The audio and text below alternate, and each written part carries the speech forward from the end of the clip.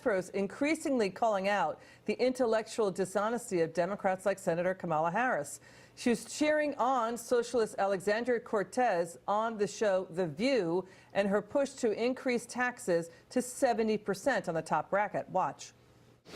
You know, I think that she is challenging the status quo. I think that's fantastic.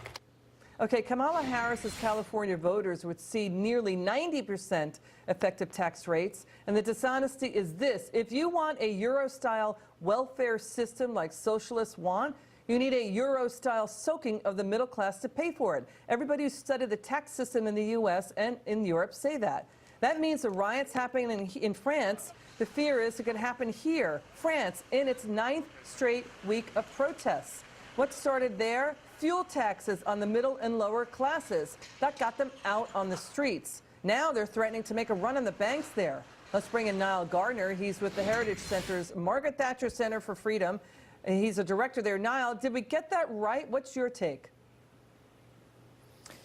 Well, I have to say that, Europe has been drowning in high taxes for many decades, and France is a perfect example of that. They did, in fact, introduce in France a few years ago a wealth tax of about 90%, a sort of millionaire's tax. And this actually led to large numbers of French entrepreneurs fleeing the country.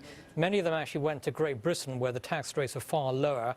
The present French administration removed that tax, but still the overall tax rate in France is incredibly high, as is the overall level of public spending. And, the bottom line is that socialist big government doesn't work. And we've seen that in multiple European countries.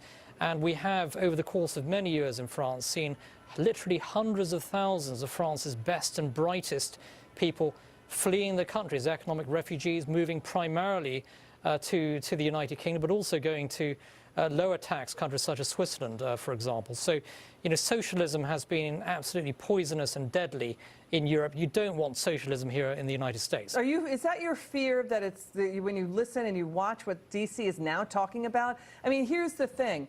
This is according to tax data. It's according to IRS data. The top 20% in the U.S.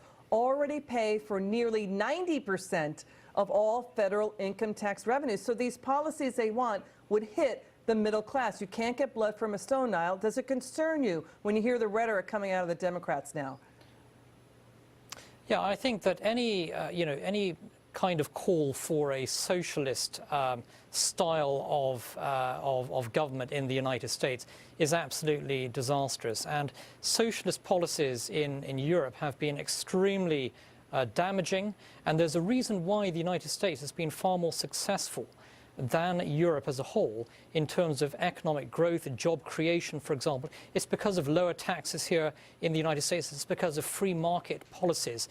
But when you implement the kinds of highly risky, big government, high tax policies that you've seen all over Europe, the end result is very high levels of unemployment, extremely high levels of youth unemployment that you see in countries such as Spain and France, for example.